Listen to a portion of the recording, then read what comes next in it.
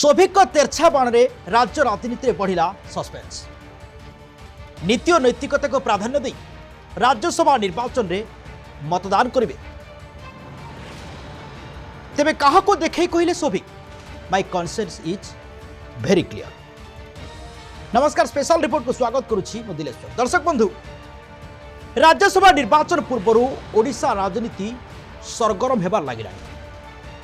नवीन निवास रे पूर्वतन विधायक प्रभात विश्वाल का असंतोष पर एवं शोभिक नजर तांको पुओ तथा चौद्वार कटक विधायक शोभिक विश्वाल को ऊपर रही।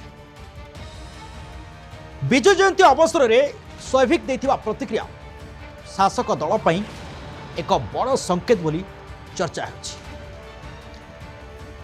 तेबे शोभिक बिजू बाबू को श्रद्धांजलि देवा परे गणमाध्यम सामने प्रतिक्रिया दे कहिथिले से निजको केबे विधायक बोली भावंती नाही, बरं तांको पई तांको बापा ही आज भी प्रकृत विधायक।